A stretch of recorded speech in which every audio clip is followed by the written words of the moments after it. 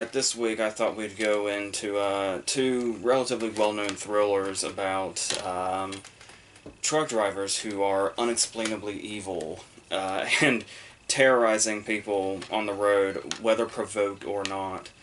And usually, these are considered like two pretty comparable movies. Like, you don't usually bring up one without bringing up the other. I don't know, maybe they're not as comparable as they seem, apart from what their stories are, because they're handled in such different ways, considering we're looking at the 2001 thriller Joyride on top of Spielberg's technically, well, not technically, but first movie, more or less, even though it's a TV movie, assuming we're not counting Firelight, which I don't imagine most people do. Um, and so I actually wanted to start with, they're, I think, exactly 30 years apart, 71 and 2001. But despite that, I kind of wanted to start with Joyride. It's brought to us by John Dahl, who did thrillers like Red Rock West with Nicolas Cage, which is great, and I think I've talked about before. And he did like Rounders, The Last Seduction with Linda Fiorentino, which weirdly enough is another popular, technically TV movie, in the sense of Duel. But here, and it's also co-written by J.J. Abrams, who went on to do some recognizable things with his career after this. So, before it even goes into that whole aspect, we actually start with, this is where it really kind of differs from Duel, is how character-driven it surprisingly is. Where we have the two brothers who are Paul Walker and Steve Zahn, who don't really look alike and don't really have that much in common. But the second they're on screen together, which is in like the first 5 minutes, they make it just completely and totally believable. Like their chemistry is like perfect, in a really unexpected way. Where you have Paul Walker is like the college guy who more or less has his head on straight. It makes, some pretty drastic decisions in regards to his crush on Leah Sobieski, his friend of however many years. They've known each other a while, and obviously he's clearly falling in love with her or has fallen in love with her, whether she knows it or not. And has decided to drive all the way out to her in Colorado after picking up his brother from jail, obviously, who decides to join him instead of going off somewhere else.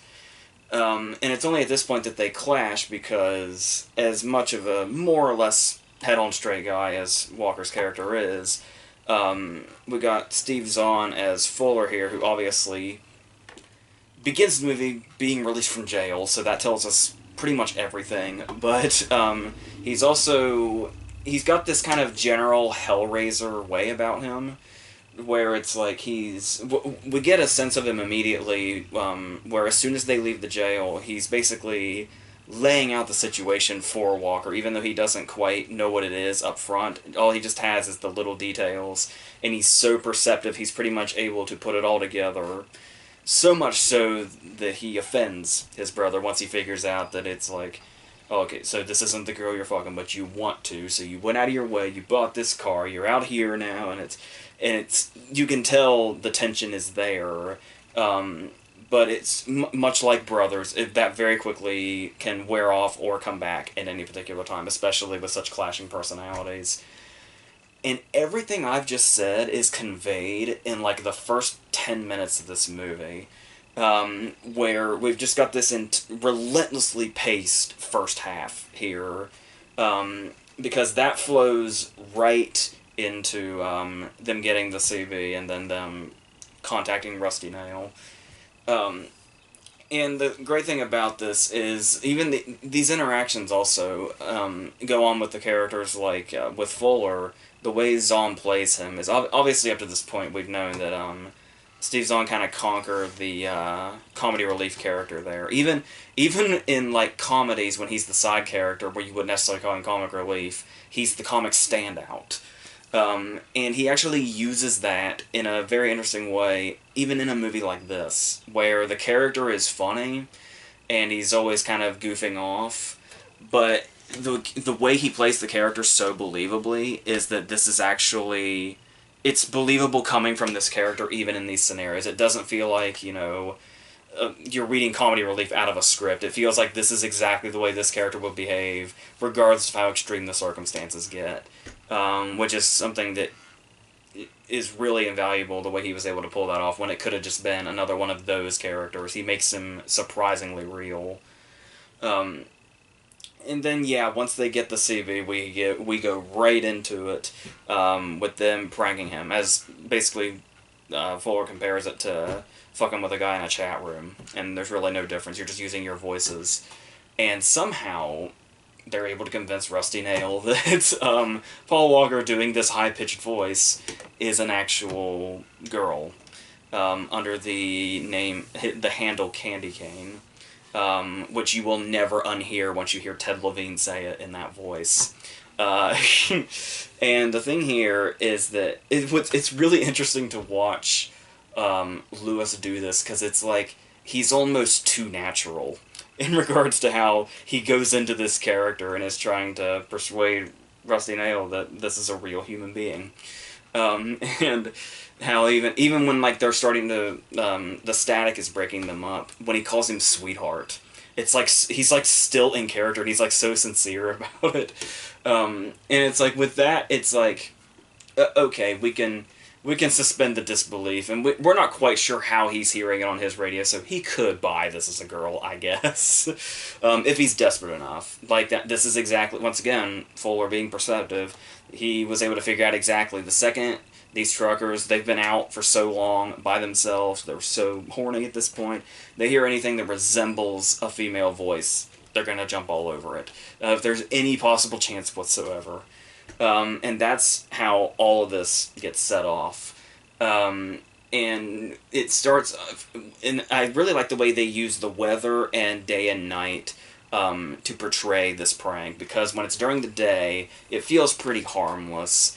Obviously, it's a little mean, but like he said, no more than just screwing with a guy in a chat room anonymously. It's like, you're not really causing any particular harm, you're just playing a joke, and that's the end of it. Nobody's gonna get hurt. But then we cut as they're driving off and laughing after they've gotten out of range and they can't hear him anymore. And now it's dark and it's raining, and there's something a bit more sinister about the feel now. And that's when Rusty Nail's voice reappears. And obviously, with this new sinister environment now, the prank is going to start going a bit too far. And when it was like, yeah, nobody's getting hurt or anything like that, emotionally or physically, this is when Fuller decides to take it that next step, because he so desperately wants, not only is it just his Hellraiser attitude towards everything, but it's his chance to take revenge on this dude that was being racist towards the motel guy and shoved him. So, once we do this, and we've even got the red light coming down from the sign to just really give this a feel, and it's finally at this point where we saw Lewis acting so naturally into this prank, and it's only now that Lewis feels remorse, like, instantly. Like, he's even kind of wary about doing it at first, but then we definitely kind of see the regret as soon as he's done it. But Fuller's excitement is so contagious that we just kind of let it go. But then it starts to get darker as it goes, and that's also the interesting thing about it's so fucking noisy outside now. Of course it is. So the thing about this, though, is that regardless of how dark and sinister it gets, the interesting thing about Fuller is his attitude never changes. Which is kind of another way that shows an interesting contrast throughout the movie with Lewis and Fuller's different personalities. But here in particular, it's like we were along for the ride with them during the day when nothing was, particularly harmful. But now that it's gone to this, we start to kind of see Fuller in a different light as he continues. Now we're in the dark. We see Rusty Nail's silhouette against the curtains, and we know we're in thriller territory now. It's like, even, I don't know if they fully realize that within the movie, but we as an audience are starting to realize this is where we're going to get what we knew we were in for. In this really tense scene where we get it strictly from their point of view, and we're just listening from the other side of the wall, and much like them, it's really kind of hard to even tell what's happening, to the point that they don't realize yet that Rusty Nail is the evil one. They're under the impression that Rusty Nail's the victim, which is crazy in retrospect. But then, yeah, and then of course it takes off from there, as we know it does. And it's so interesting to me that this entire thing here, when Rusty Nail comes back for them once he realizes the prank, the whole we realize that he can somehow track them now, and he's been behind them for God knows how long, and when they learn this, and then it all plays out, and it's like everything from the beginning to now is so incredibly riveting and so incredibly fast paced. It always blows my mind when I realize when Rusty Nail pushes them against the tree and then they apologize and then he just kind of backs away and leaves them there. That's the entire first half of the movie. That's not, like, it feels almost like a prologue to what the rest of the movie is, but no, it's the entire first half already.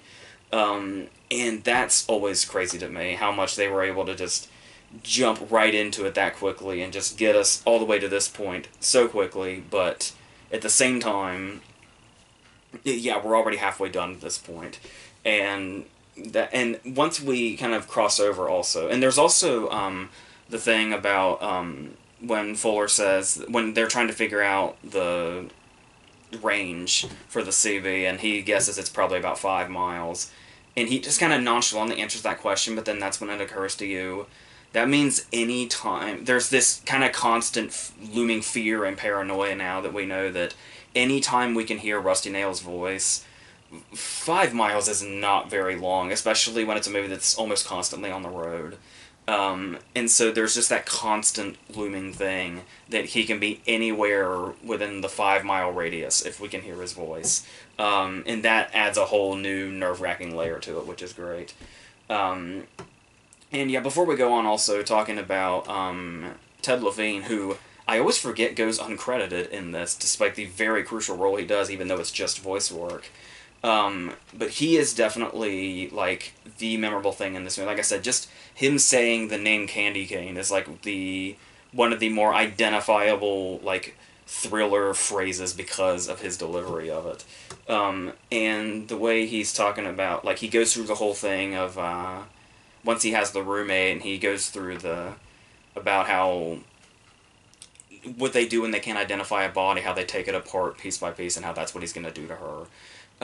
But Ted Levine has such this kind of calm delivery of it that he, as we learned in movies like Silence of the Lambs, is that he can be he's the perfect casting choice because he's got such that sinister voice that he doesn't need to make it sound sinister. All he has to do is speak, and whatever he says sounds like the scariest thing ever. Which is just absolutely perfect for this role. And yeah, and going on, him talking about the roommate, there it is. I suppose that is one case in the movie where it almost kind of feels like they bet a little too much on something that we barely know or are barely introduced to. When it's a movie that's so good at introducing things quickly and then making sure they matter through the whole movie, but it's like, I don't know that Charlotte, like, driving by once is enough to get, like, insanely invested in the fact that he has her. I think it's definitely more so his continued pursuit of them that's amping up the stakes. It pretty much has nothing to do with the fact that he has this roommate that we met once in passing. It's much more to kind of drive Venna, who is only introduced into the second half of the story. And spends most of the movie confused and trying to figure out why she should be afraid of certain things. But I think we go a little more into that in this movie has a shitload of alternate endings and alternate versions. I think Charlotte was a bit more involved in, if I remember correctly, where it's like there's one alternate ending in particular that is like almost half an hour long. And this DVD does have a pretty cool feature where you can, like, it's a feature that more movies with alternate endings need to have, where it's, you can set it up to where if you just, like, press select during the particular scene of the movie, you can watch the movie in its entirety, just with the alternate ending intact. Which, It's still though, the ending of the actual movie is like miles better than any of the alternate endings on here. Most of them are like really anticlimactic, but I much prefer the ending that they actually went with. So that was a good call. Um, but also on the discussion of Ted Levine, if there's one thing that doesn't like entirely work, I don't think, is that particularly about it's not so much his voice work, but the fact that I would imagine I'm not sure how many people like know Ted Levine by his face. Like I don't know if many people think to associate the fact that Rusty Nail is Buffalo Bill or anybody else. The same year he worked with Paul Walker again in The Fast and the Furious as one of the cops, I think. But he's been around a long time. So the thing is it's like if you know what Ted Levine looks like and you're able to associate his voice with his face, it's like he's also one of the cops in Heat. It's like there is a disassociation that we do see Rusty Nail in the movie, like we see a physical form, and it's only like once in the cornfield and a couple of times at the motel where we like get quick glimpses of his face, but there's he's still kind of shrouded, but there's just enough that we can make out a face and a figure. And it's like there is a disassociation when you know what Ted Levine looks like, and that fact that we know that voice doesn't go with that body. But yeah, there is. I mean, it does work to an extent to where if, you know, it actually was Ted Levine in person or it was somebody who had the same build as Ted Levine, we may not get the same sort of, like, vibe. Like, this wouldn't be the kind of guy that could take a dude as big as Ronald Ellinghouse and rip off his jaw and leave him in the middle of the road. So we kind of did have to go with that more of a kind of trucker type look, if you will, the more bulky type. So, but yeah, there is kind of that disassociation if you know Ted Levine a little too well. So, but still, it overall does work. And I can imagine people probably have some problems with the fact that this guy is just a truck driver that's just out there. So it's like, how is he able to like know everything? Like, how is he constantly able to know where they are, like what motels they're staying at, what people's names are, Vena's roommate, all that kind of stuff. And maybe if you like really go into it and maybe you get a little far-fetched, you can maybe piece together how this could happen. But I don't really think that's important in regards to a movie like this, because it's like that whole idea that he does just seem to know everything and can just appear at any moment gives the movie more of a nightmarish vibe, which I think is kind of the whole feel of almost like a Twilight Zone kind of thing. To where that's the creepy thing about it, that's the nightmarish thing about it, is that that's just what he can do, and that's what you have to try to escape, even if it's totally unexplainable.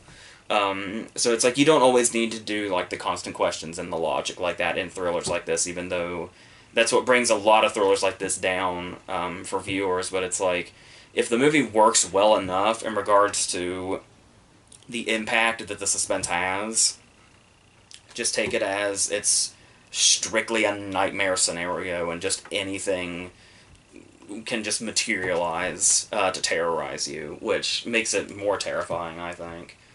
Um, but yeah, and I was talking about how this ending definitely is much better than the alternate endings, but the whole where we're kind of doing this beat the clock thing, it's like it's this thing that kind of cancels itself out, because you could say it's a bit it seems a bit random that Rusty Nail basically turns into Kevin McAllister with how he's going to have Venna killed, where he's rigged the shotgun to, when the door opens, it'll go off and kill her.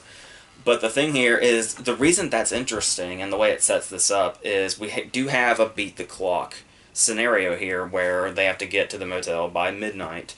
They've been given this deadline and not a minute later or whatever.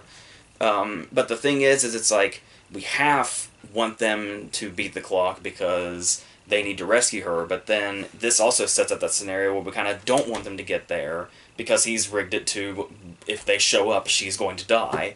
So it's this lose-lose scenario, but just really amps up the suspense in regards to what exactly do we want the outcome here and how exactly is it going to go down because of this. And the whole them going door-to-door thing. And yes, that is randomly Jay Hernandez that answers the door at one of the hotels. I think this was probably before he did much of anything that's identifiable, but yeah. So and yeah, there are moments like bringing out that logic again, where it's like he gets to Venna just in time, and his thing, just as the cops are coming in, is to try to tear the chair out of the ground that's been nailed down to get her out of the way of the shotgun blast. Yeah, you might be asking yourself, why didn't he just take the shotgun out of the drawer, or just move it or something? But because I mean, I guess it's hard to tell how well it was wedged in there, but it seems probably easier than ripping a chair out of the ground that's nailed there. But it's a thriller thing. Either you take it or you leave it. And for the most part, I do think it really comes together quite well. Like I said, more so I think than any of the alternate endings. And I do. It's another one of those movies where I do like some of the detail that's thrown in. Like there's the bit of foreshadowing when there's as we're panning over Lewis's room when he's in college. One of the first things we see on like a dresser is a model of what I'm pretty sure is the car that he ends up with in the next scene. So I don't know if that particularly means anything, but it's just something that's in there. Then there's the way that I was talking about how natural he is when he's pretending to be a woman and talking to Rusty Nail, and it's like how he uses some of Venna's lines in the conversation, like just the two of us in the windshield thing. Stuff like that, and then the setup for stuff that we think might not be that crucial, like when he does the U-turn to pick up Fuller and the cop pulls him over, and the cop just kind of says, "Oh yeah, you have a tail light out, by the way," and that hilarious delivery of "I have one of those," and we just don't realize at that time that that's going to come back for the big scary moment when we realize that Rusty Nail's right fucking behind them, and just it's really nicely set up, and then I also like the. After everything's kind of gone down and they're driving down the highway and there's the little like crosses with flowers and memorials there, and it's like there's just something horribly foreboding about that. So that's good, and we've got these little side characters that add some juice to the settings. Like the cops I think are really good here. Like the dude with the toothpick that's like it wasn't comely, and then the sheriff that like really just hands them their ass in the office when he figures out what they did.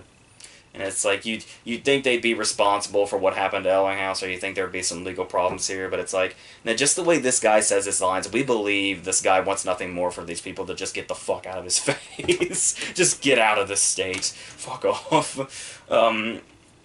And yeah, it does work. And then we do get to that middle where it's almost like the movie wants us to forget Rusty Nail exists for a minute, so it's a surprise when he's on the phone again. When they pick up Venna, and it's like this, just seemingly out of nowhere, this love triangle forms where like Fuller sees her come out onto the campus and is like instantly attracted to her. And then it's almost like he's basically trying to weasel his way in and like grab her out from under Lewis. Because I guess technically they're still just friends at this point. So I guess he's taken that as his sort of moral standpoint. Where he technically asks permission, but it's while he's unconscious. And that adds an interesting layer to Fuller's character as well, where it's like, we know he causes trouble, we know he's a hellraiser, but I mean, this is like the startings of a full-on betrayal of his brother, who just bailed him out of jail and drove like 200 miles out of his way. And it's like, and it is something that probably should have been more explored if they had to go in that direction at all. But it is interesting that it almost feels like it kind of throws a wrench in your expectations, because you kind of think, well, the more bad things that happen to him, maybe the more Fuller will wise up and become a better person. But then it's like, after all the shit that went down with Rusty Nail the first time, like, one of the first things he thinks is, I could probably take this girl from my beloved brother. It's like, Jesus. So it's, like I said, even though it's not as explored as it could be, they actually kiss in one of the deleted scenes in the hotel room just before Lewis comes in to tell them Rusty Nail called. I am glad they deleted that, because once again, it's like, it just really adds a kind of problem that isn't all that necessary, but like I said, for the sake of Fuller's character, it does kind of defy expectations a little bit, and kind of shows that this character is incapable of change no matter what happens to him. Makes you wonder what's going to become of his character after the events of this, but, so yeah, we get that stuff to worry about. But then there's also, Steve Zahn also does the commentary. Unfortunately, it's one of those commentaries that's like broken up. It's not like feature length. It's him and Lily Sobieski, but they like recorded them at different times and they kind of alternate on the scenes that are in the movie. But Steve Zahn's commentary is very worthwhile. He basically like half the time he's criticizing his own performance, and the other half he's basically doing riff tracks to the movie.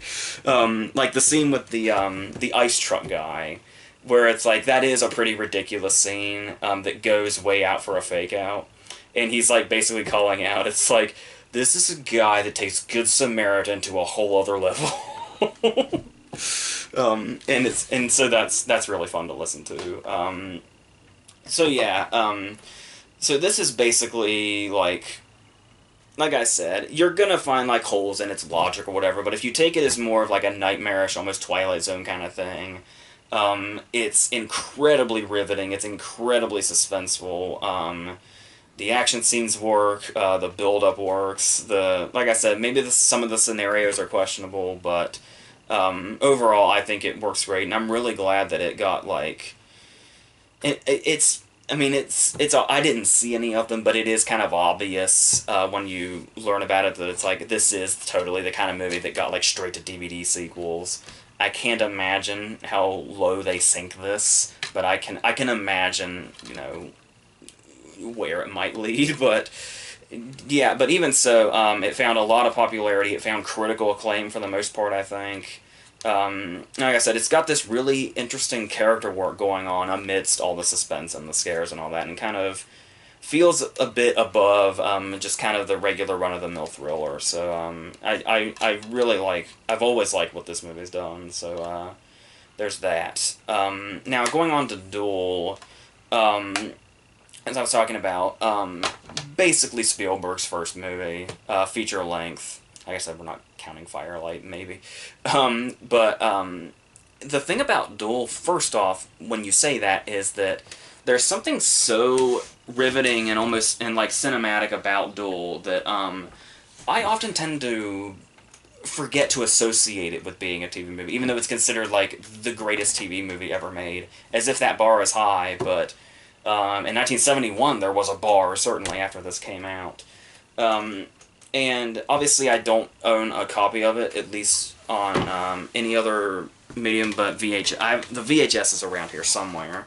But I almost kind of like that, because this is like kind of the type of movie to where you almost kind of want it to kind of constantly have that, you know, classic feel of this is kind of the perfect movie to just have like the kind of grainy VHS of, because it just kind of fits that feel. So I'm not too bent out of shape as long as I have that.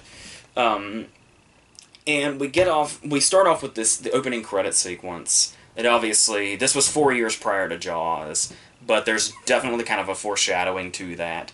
When we get this opening shot, that's like a point of view shot from, like a first person view shot from a car, as it pulls out of a driveway and then just drives around. And we learned this is Dennis Weaver's car, so even though this isn't like, you know, the sinister vehicle of the movie, it does kind of give you, if obviously you already know Jaws at this point, you're going to have flashbacks to the point of view shots of the shark during the opening credits of Jaws, so there is that.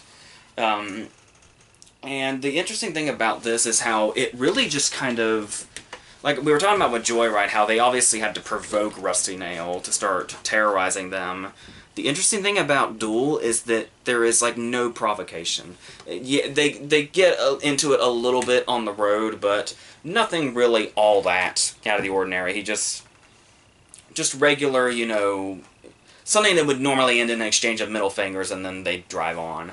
But apparently whatever happened here set something off in this driver.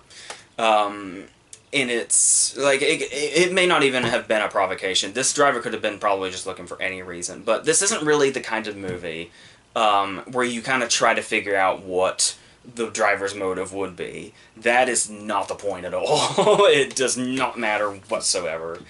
As I was talking about, the whole kind of seeing it from, like, a nightmare perspective thing is really where you take material like this. And I believe that's pretty much the angle Spielberg was going to try for. I mean, people have given it more meanings, but we'll go into that in a second. But the first thing I want to talk about is that after this, regular altercation or whatever, obviously they both end up at the same gas station, and this is pretty much, this is our starting, like, you could say the starting point is, on the road or whatever, but this really feels like the starting point, with the finish line being the very end of the movie. To where it's like, he feels obviously uneasy about this driver now, so it almost feels like his technique is, alright, I'll just kind of wait this out, and I'll just kind of let him go first, and then that'll be it. And then he'll be gone, and I can just wait it out or whatever. He doesn't actually say this, but that's kind of the vibe I get. That's what I would probably do in the circumstance. Which is a great appeal to the movie, is it kind of constantly has you in that position of, what, would you do if you were actually in this circumstance. It reminds me a bit of Breakdown as well, with how much it feels like it puts you right in that position, regardless of how, like, over-the-top nightmarish it can seem sometimes. But the thing here is that he gets his windshield cleaned, I'm assuming he gets gas, he has under the hood checked, he goes inside and makes a phone call. It's like he's doing anything and everything to kill time waiting for the truck to leave. But no matter what, the truck is still there. That's the problem. And it's like, and you're always kind of trying to get a glimpse of the driver, and there's this great moment that kind of sets up what the rest of the movie is going to be like in regards to getting a glimpse of this driver. How it's like, even just a fraction of a second of distraction can make you miss it, because it's like he's looking at the door, and he's looking at the window, and the dude's in there, and then you got the attendant walking around here, and he's still got that focus, and then he, like, whether it's like to, clean his glasses for a second, or like something just gets attention for a second, and then we hear the door shut and the guy's already on the other side. And it's like just a fraction of a distraction and we miss it. And that's what kind of keeps us constantly kind of just looking for those slight glimpses we get in Joyride of Rusty Nail's face. We're looking for those, but we really don't get them. Much at all. There's like one shot at the very end where we see a dude in the driver's seat, but that very well could have just been, the driver for the movie, not necessarily what the actual driver's supposed to look like. But anyway, this movie was made for like less than $500,000, so some of those things might seep through. But the thing here, though, is that he's never really... the thing about waiting for him to leave the gas station when he never does kind of starts that feel of, okay, I have a bad feeling he's never going to go away. Because we do have that moment where he feels like he's escaped him. Where he goes around, he gets on the other side of him, and he speeds off, and there's, like, celebration. He gets relaxed enough to turn on the radio, and it's like everything's great. And normally, this is when we think there might be a bit of a gap, like there might be a bit of breathing room for the movie. And it's like, this'll be when we think we've gotten away from him, but of course he'll eventually be back. But no, we get, like, maybe 10 seconds of man being relaxed, and then we cut back to the truck and see that it is fucking hauling ass towards him. There is, like, no breathing room here whatsoever. And the great thing about it is that we do get what we think is going to be the breather scene. The scene where we kind of get the break before the truck makes its magnificent return. Like we got in Joyride when they picked up Venna and stopped at the bar, we met Charlotte, all that other stuff. We think we're getting that scene when he stops at this diner. And then we end up getting one of the most tense scenes of the movie that doesn't even take place inside the vehicles. Where he gets the chance to maybe identify which one the driver is. But this starts off with him going through the diner, and it's this, like, one shot from behind him, like a handheld shot, where we go, like, all the way through and we follow him around, and then he gets all the way to the other side of the diner, and then there's the truck outside the window waiting, and the dude is in the fucking diner. And it's basically, we watch him play this process of elimination game, trying to figure out which one is which, because the only identifier we have are his boots, and that's all we really have. We've got, and I like the way the camera kind of scans across all the potential faces. But we're kind of under the impression the whole time that we're never actually seeing the real one. No matter how many faces the camera shows us, or, people that look really suspicious, we just kind of get a feel after a while. Because the thing is what this scene could have been, or if you're seeing it for the first time, what you might expect it to be is, the scene in The Hitcher with Rutger Hauer when C. Thomas Howell's in the diner, and then Rutger Hauer sits across from him, and they have like this confrontation, and then it basically sets up like, yeah, this is where the game of cat and mouse really begins. You kind of think we might be getting a scene like that, but then as the scene goes on and on and on, and less identifiable, and those fake outs, the fake outs that actually work. They don't feel forced at all, because it's like they add to the helplessness of it, because it's like, we think we're this close to identifying him or that close, and then we see the one guy, and it's like, I feel like this might definitely be the guy. And then we get the fake out where he goes to the truck, and he goes to what seems like the other side, and then just the other, much smaller truck pulls out. And that's it. And it's like, fake outs like that just kind of add to the whole, oh god, we're really never going to find out who this is. And it's like, everything starts to kind of become surreal as everybody's narrowed down, and yet somehow this truck just keeps moving. Regardless of how close we think we are to identifying him, we never really get there. So I really like what that adds to it. But then we also get stuff like, there's one thing I think that kind of holds the movie down. It's the decision to use narration, because what Dennis Weaver here does, like, the way expressive that he is, and the way he kind of reacts to what's happening to him, and also the way he plays, like, the painfully normal guy, like, the guy we basically get a sense of who he was before this, but not because he's particularly developed, just because this guy probably just is that painfully one-dimensional in his life, just very much the everyman type. But here, he does do the expression very well, and we do get a sense of how he's feeling. So I do think the narration might be a little excessive, and it does kind of get that sense of, it sort of feels like that even Spielberg had to start somewhere, and we do kind of get that vibe of, it's like the first-time director fear of, I'm terrified the audience won't get something. So that's kind of what the narration always kind of felt like to me, but I felt like Weaver was doing just fine just through expression. And we didn't necessarily need that, but it's not like it's too overwhelming. It's mostly just in this diner scene, and like sometimes later. I think that's another way that it kind of makes it a bit ineffective, is it feels just like totally random when it's used, and it's like it's kind of jarring the first time it shows up. But it's nothing to get too worked up about. So, and the way, I also like the way it goes on, and it's like, you would almost think, like with Joyride, they found different scenarios and different ways for them to be terrorized. And it was always kind of a big jolt whenever Rusty Nail would suddenly return. But since the driver in this never, ever really disappears all the way, it's like he's just constantly there, and even if it seems like he's gone, he's usually just like waiting at the end of the road, or you get over the hill and he's just kind of like staking you out. After a while, it's almost like it's comical, just how much he doesn't go away, but comical in the sense of like the way you laugh when you see this is almost like the way you'd laugh like at the start of a descent into madness. It's like it just gets so absurd. It's almost like you can't even believe it anymore, that he's just always somehow there. And even when there's like when the school bus is pulled off to the side of the road, like when there's literally a busload of witnesses to this, it just keeps happening. And like hardly anybody is, I mean, there's like terror, but then there's surreal moments like when he comes out of the tunnel and he's just like waiting.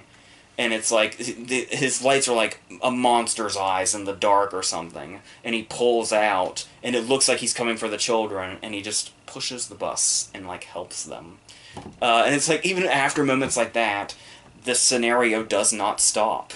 And we even get to the moment to where it's like, there is something, like, almost mythic about this. Where it's like, when he gets to the train after the bus scene, and you could say, you know, maybe the train was blocking out the sound or whatever, but even so, it's like when the truck pulls up on him, it's like it comes from out of nowhere. And it's like you would think, like I said, maybe the train's blocking out the sound, but even so, you'd think his peripheral vision and his mirrors and all that, something would have clued him in that the truck was that close to him. But it can just appear just like that. And like I said, there doesn't even need to be logic. If it just has that nightmare scenario about it, the movie's doing its job, and the impact is working. And I also love the inclusion of flammable in big letters on the back of the truck, because it's like, that's the first thing we see of it. And it's like, from that point on, at first sight, that basically sets up that this truck is almost like literally this ticking time bomb that you're just kind of waiting to go off the whole movie. And even though it doesn't actually like explode at the end, what happens is close enough. And it really just kind of has this constant sort of tension about it. Like the action movie version of The Wages of Fear is basically what this truck is doing. And so, and yeah, I always thought that was really great. And there's also, a lot of people equate, like, symbolism to it, like Spielberg was going for some kind of, like, you know, criticism of, like, machines taking over for mankind or whatever, and making it, like, a man versus machine movie, being Weaver versus the truck. Or there's the whole, like, it's like the battle for his manhood thing or something. Both of those, I suppose, are backed up by the fact that his character's name is Man. It seems a bit, kind of, you know, sledgehammer to the head kind of ways, but, yeah, it's, I don't, you know, I don't, like, you know, combat these. I don't think they're illogical, certainly. They do add up, but for me, I don't really take this particular movie in the symbolism direction. Like I said, it does kind of have, like, almost a mythic way about it with the way the truck works and all that, and the surreal way it just kind of keeps happening. But the thing here, though, is that I do think... I was just talking about this with this week's reviews. It's like, sometimes movies really do not need to be any more than what's on the surface, and they can still work in a really big way, and it won't lessen the impact at all. And it's like, and I could say, you could say that, you know, there's a certain thing about maybe this goes on with the whole manhood thing, but the idea of, like, overcoming fear, you kind of get a vibe of, like, a scene I really love is the scene where he's basically had enough at this point, and, like, the one where it's like he's basically overcoming his fear and it's paying off and he's literally chasing off his fear, is where he gets out of the car and runs after the truck. And this is like the one time in the movie where the truck finally drives away from him, when he's out of the car and just in person. But the really interesting thing that becomes about with this scene is that it's completely entirely undone. Any kind of, you know, overcoming a fear he might have done here, with the way the old couple pulls up, and then they refuse to help him, and then the truck starts to back up towards him again, and then the old people start to back up, and it's like he conquered his fear, he chased the truck off by running towards it, and then the scene literally reverses itself to get him back in that situation.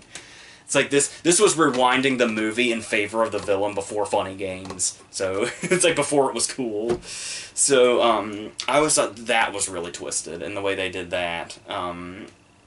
And yeah, so I guess you can definitely take it to where, you know, you can take it for symbolism like that. But I do think it just really works, like, completely straightforward, just completely as is. Like I was saying with Joyride, like that Twilight Zone feel, I think definitely suits it by itself without having to really read much into it. But, yeah, you can certainly, you know, dive into stuff like that. You can even, like, some of the few things I've mentioned, you can maybe... Surely there's somebody out there that's taken it in a completely different direction, too. You could take something so simple and just build so much off of it. But, yeah, I more or less just take it as kind of the simple thriller that it is. And a starting point, a great starting point, especially from a technical achievement, for a director that would go on to do the things we obviously know he's done. And like I said, for a movie that's like, was less than $500,000 to make, and is a TV movie, there's, yeah, it's like, it's definitely a starting point. And there are so many thrillers we may not have if we didn't have Duel, like Joyride, for instance. So, as far as choosing one, I don't know. I may have more of a soft spot for Joyride, and I do like that it's able to have the thrills that Duel does, only being much more character-driven. But I mean, it is really hard to say, given, you know, like, it's kind of hard to compare them when you basically know you wouldn't have one without the other. So, it is kind of hard to choose between the two, but I would say I have more of a soft spot for Joyride, but I mean... That's not to undermine at all what Duel is doing. Like I said, especially given where the bar is, Yeah, I probably wouldn't be surprised if I were to really look into it and come to the conclusion that Duel probably is the best TV movie ever made. If not, it's certainly up there. So that's how I feel about these. Next week we're gonna go to some classics from the '50s and the kind of acting and movie age. It's yeah, probably not too much of interest to you, but I'm gonna do it anyway because I'm gonna have those movies on the brain. So yeah. And if that does interest you, then fine, I guess I will see you there. And obviously, review-wise, next week we've got Deadpool coming, and hopefully some other things along with that, but I guess we'll figure that out. So until all that stuff, I think that's it.